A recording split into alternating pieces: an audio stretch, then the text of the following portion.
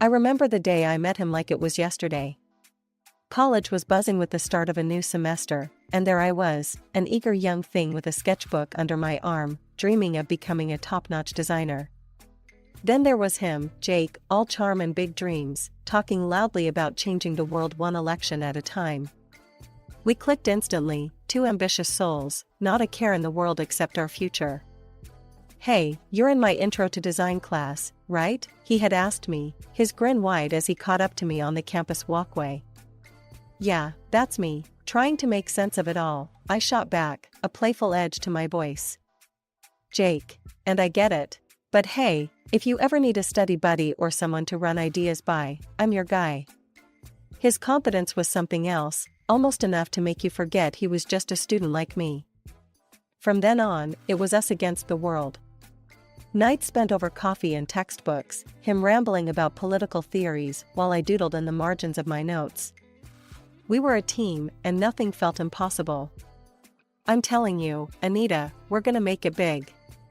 You'll be designing national galleries, and I'll be right there, maybe as governor, making sure the arts get the funding they deserve," he'd declare on those long nights, his eyes shining with a mixture of ambition and naivety. "And what about kids? White picket fence?" I'd tease, watching his face. He'd wave a dismissive hand. "Nah, not for us. We've got bigger plans. Who needs a fence when you can have the whole city?" It was all very romantic, in a youthful, dream big kind of way. We married before graduation, a small ceremony with just a few friends and family.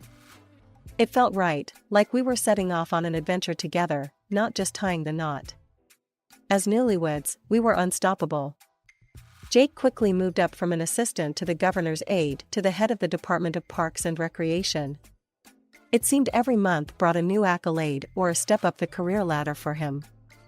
He was a natural, shaking hands and kissing babies, always in the spotlight. At home, it was different. "How was your day?" became our routine conversation starter. "Busy as hell. Meetings back to back." "What about you, babe? How's the design world treating you?" I'd shrug, keeping it light. "Oh, just another day of picking colors and convincing clients I know best." He'd laugh, but his eyes were often distant, mine still at work.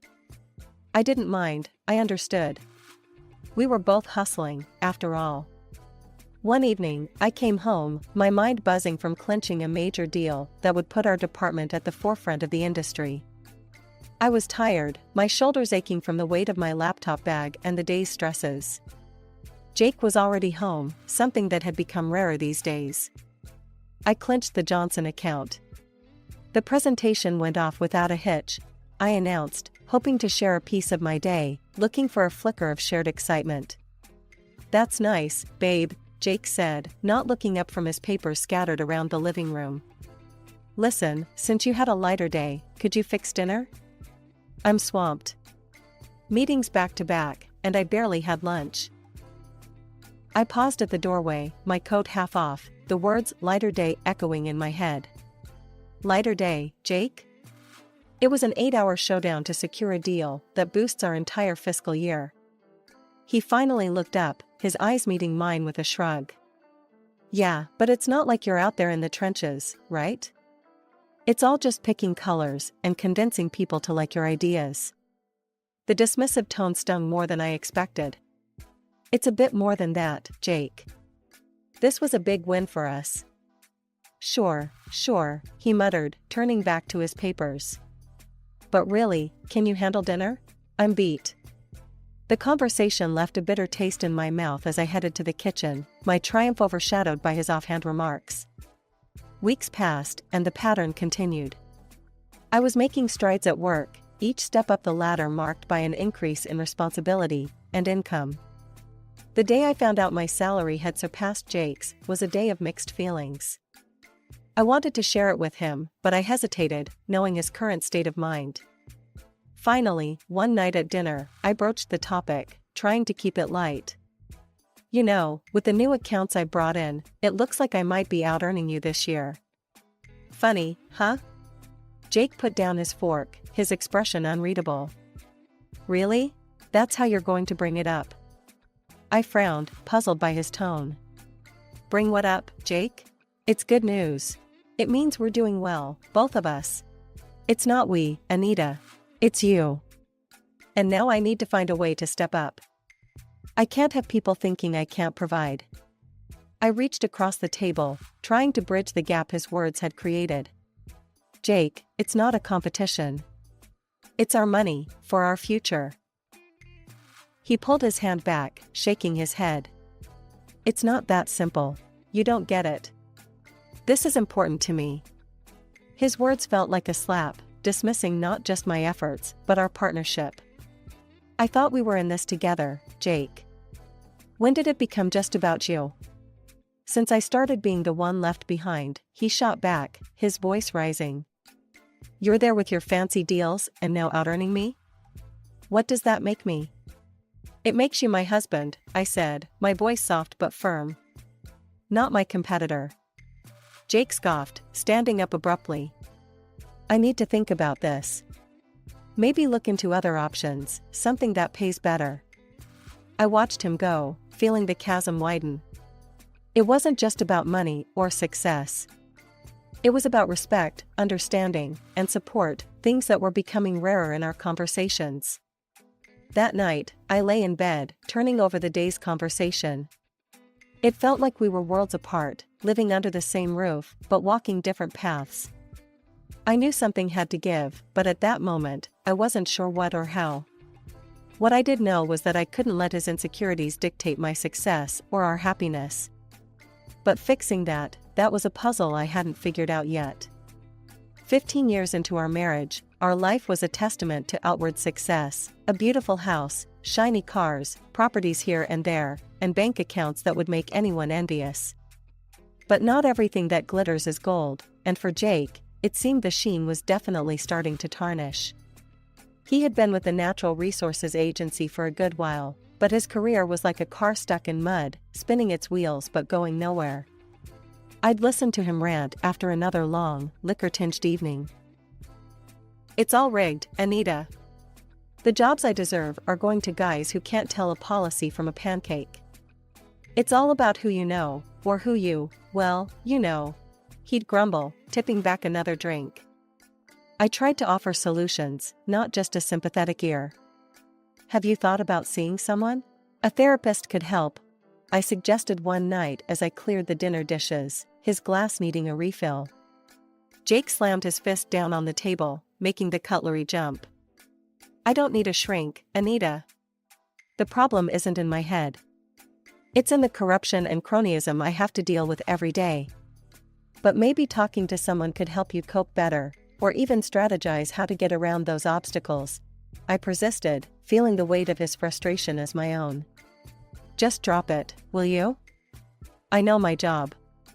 What I need is for the system to change, not my mindset. His anger was a wall I couldn't penetrate, no matter how I tried. So, I focused on what I could control, my own career. I was making waves, leading my team in international exhibitions, my designs becoming the face of major contracts.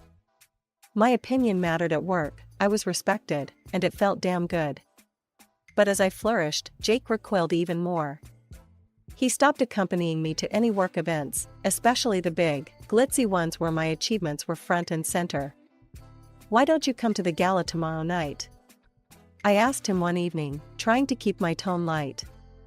It would mean a lot to me. Plus, the CEO will be there, you could make some connections. Jake looked up from his laptop, his face set in a stubborn line.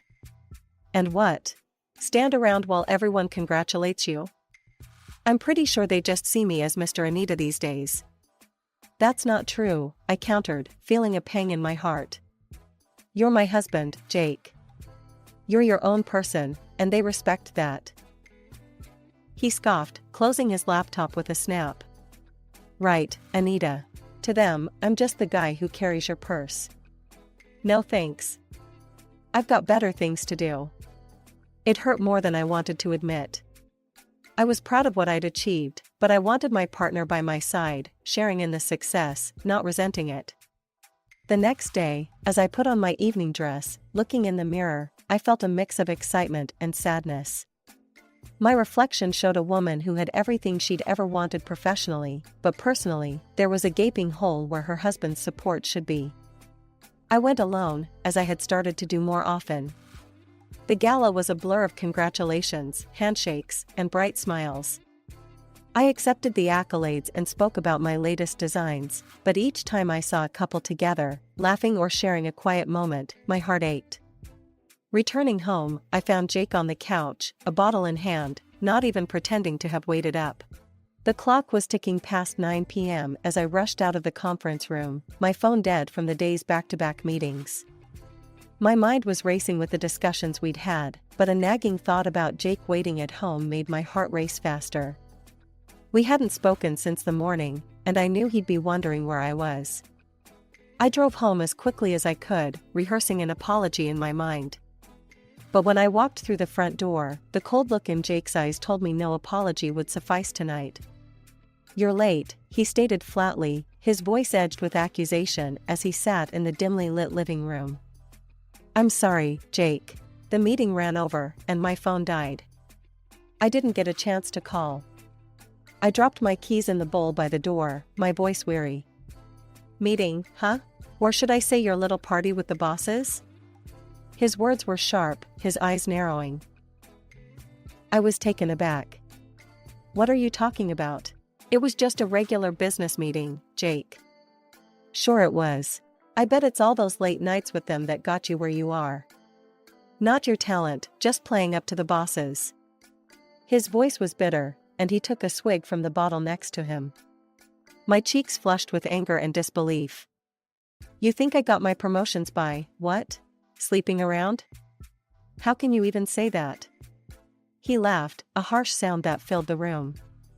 "Oh, come on, Anita. It's obvious. Why else would they promote you, a woman, over others?" The accusation stung, and I felt a mix of hurt and fury.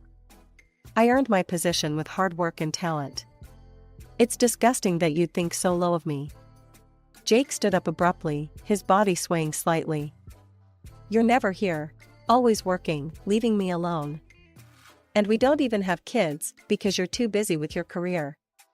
His words were like slaps, each one hitting hard. "I can't believe you're blaming me for no kids.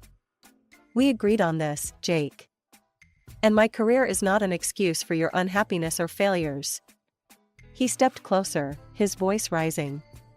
"My failures? No, Anita, they're because I married someone who cares more about her job than her husband. You've ruined everything." I tried to keep my voice calm. "Jake, this isn't us. We're both upset. Maybe we should talk about this in the morning when you're sober." "No, I'm done. I need to be alone." He grabbed his keys and headed toward the door. "Jake, wait." But he was already gone, the door slamming behind him. I tried calling him several times, but it went straight to voicemail. Alone in the house, I wandered from room to room, each one echoing with the ghost of earlier, happier times. I couldn't sleep, the couch cold and unwelcoming, his accusations replaying in my mind. The morning after Jake stormed out, I dragged myself to work. My eyes were red from a sleepless night, my mind swirling with the harsh words and the slam of the door echoing in my ears. I was on autopilot, nodding and smiling where needed, but inside, I felt like I was crumbling. Mid-morning, my boss called me into his office. I straightened my blazer and tried to compose myself, wiping away the last traces of tears. "Anita, I've got something that might interest you," he said, his tone more upbeat than I could handle at that moment. "How would you like to head our new project in Milan?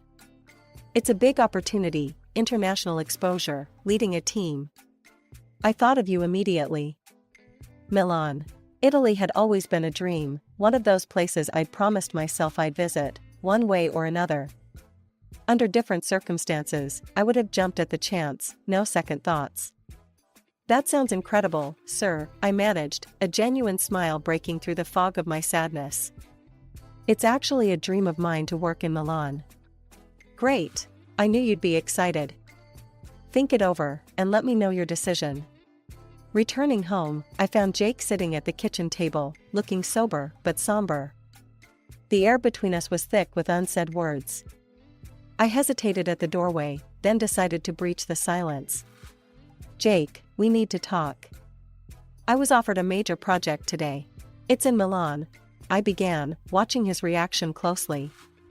He looked up, his face hardening. Milan, huh? And what, you're just going to go? It's a big deal for my career, Jake. It could change everything for us, for me. I want to take it. I tried to keep my voice steady, assertive. Us? There's no us in this, Anita. It's always about you and your career.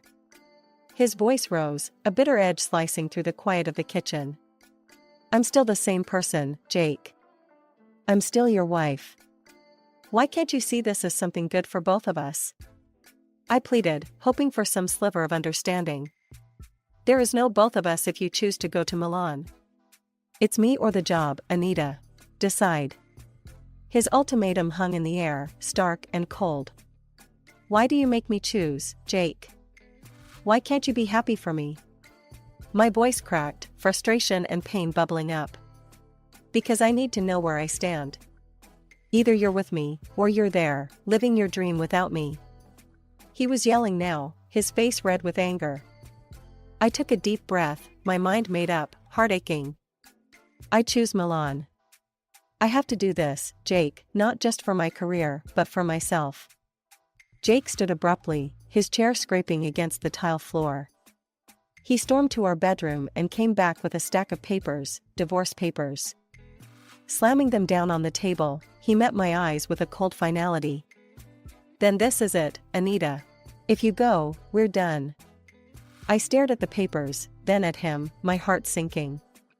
But something inside me hardened. I couldn't give up on my dreams, not even for him. The next week was a blur. I signed the papers, packed my bags, and before I knew it, I was on a plane to Milan. The city was beautiful, a picturesque postcard at every turn. I was often on TV, discussing the project, my face a mask of professionalism, hiding the turmoil inside. Despite the excitement, my thoughts drifted back to Jake, to the possibility of fixing things. But each time I picked up my phone to call, I remembered his ultimatum, and my resolve strengthened. Stepping back into the house after 2 weeks in Milan felt surreal. But there he was, Jake, sitting on the sofa as if the past month had been just a minor hiccup. Anita, you're back. Come here, he said, rising from the couch with open arms, a forced smile plastered across his face. I approached, but kept my distance, the memories of his ultimatums and threats too fresh to allow any closer. Jake, we can't just pretend nothing happened. You gave me an ultimatum, remember? Me or the job? He waved a dismissive hand, his voice light. Oh, that. I was just stressed, you know? But I've had time to think, and I'm willing to start over. I'm ready to forgive you, as long as you agree to make some changes. My eyebrows shot up. Forgive me? For what, exactly? For following my career? And what changes are you talking about? Jake's expression hardened slightly. You know, Anita, quit your job, focus on us. If you'd just listen and do as I say, we could go back to how things were. It hit me then, the sheer absurdity and manipulation in his words. I felt a mix of anger and relief, anger at his audacity, and relief that I was finally seeing the manipulation for what it was. You can't be serious, Jake. You're asking me to give up everything I've worked for. You know I can't do that.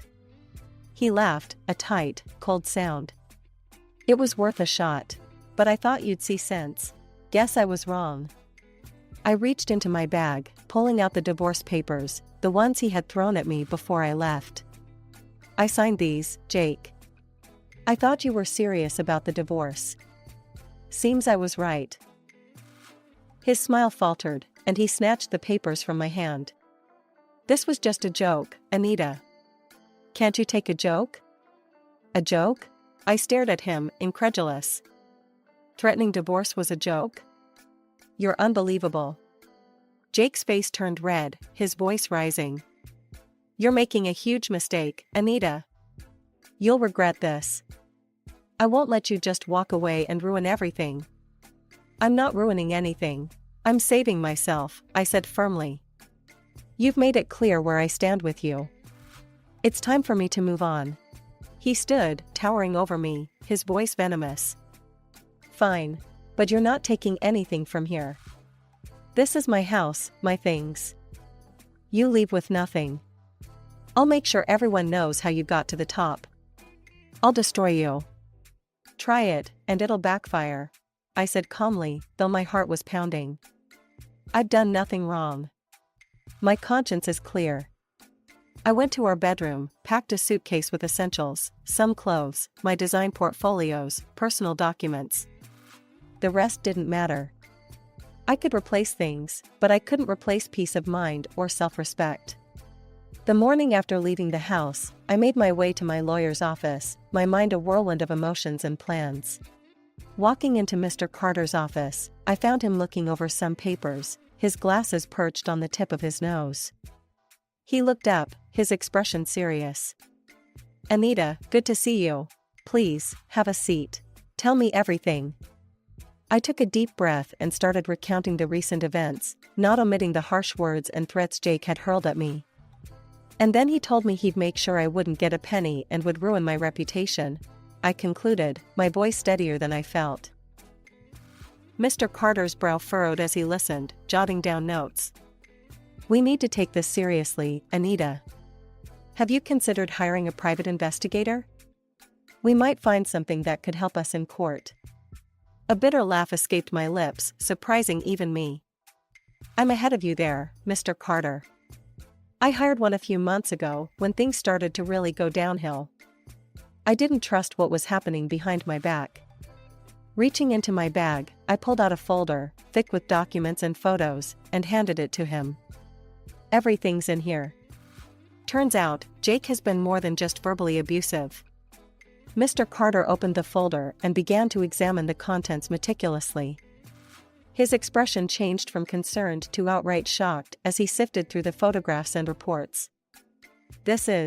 Anita, this is solid evidence.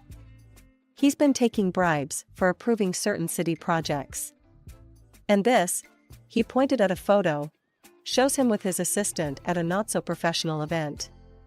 Yes. And she's been more than just an assistant for quite a while, I added, feeling a mix of vindication and sorrow. Mr. Carter leaned back, pressing his fingers together, looking at me over his glasses. This changes everything. We not only have a strong case for the divorce on grounds of infidelity, but possibly more. His threats against you and this evidence could sway things significantly in your favor. The days leading up to the trial were tense. Jake's calls became more frequent and desperate. He alternated between begging me to come back and cursing my name. Each voicemail, each missed call, I saved and documented. The proceedings began, and Mr. Carter was relentless. Your Honor, we have substantial evidence here not only of Mr. Thompson's infidelity, which has devastated my client, but also of his illegal activities related to his position at the Natural Resources Agency. Jake's face went pale as Mr. Carter laid out photo after photo, document after document, all while recounting the threats he'd made against me. When it was finally Jake's turn, he tried to dismiss the claims.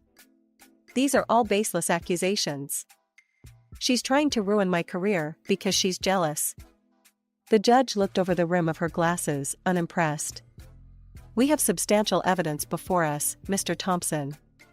Can you explain these transactions and these photographs? His voice faltered, his usual charm failing him under the weight of undeniable proof.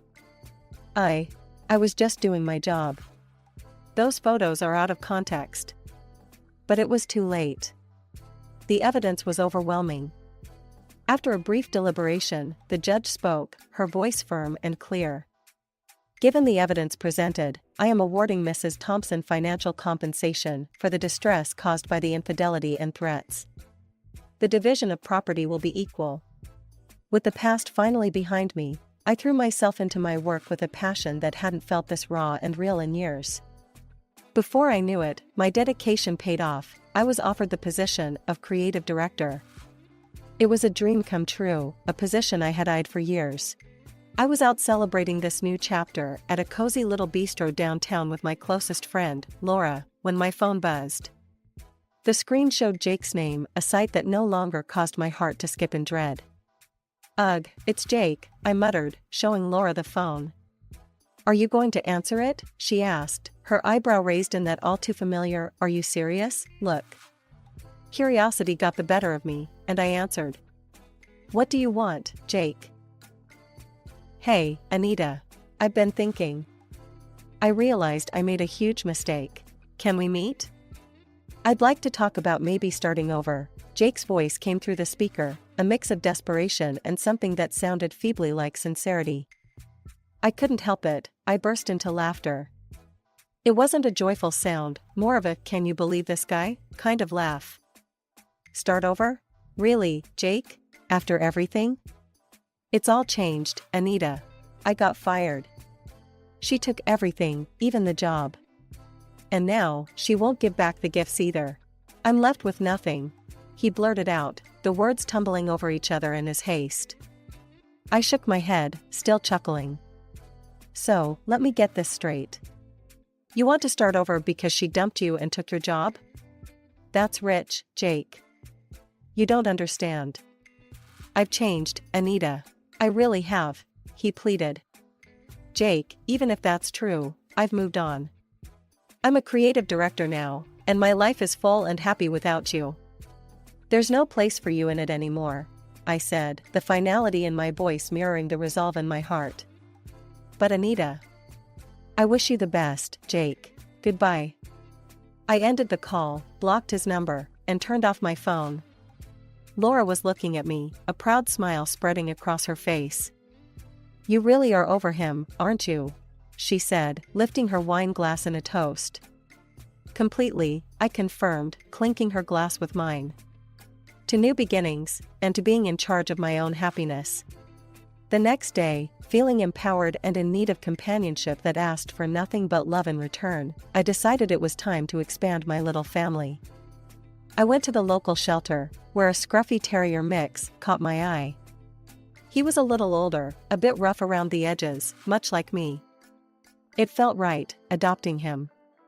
I named him Buddy, a friend who I knew would offer loyalty without conditions. Life was good. It was real, it was mine, and it was filled with possibilities. I had made it through the storm, and now, I was not just surviving, I was thriving.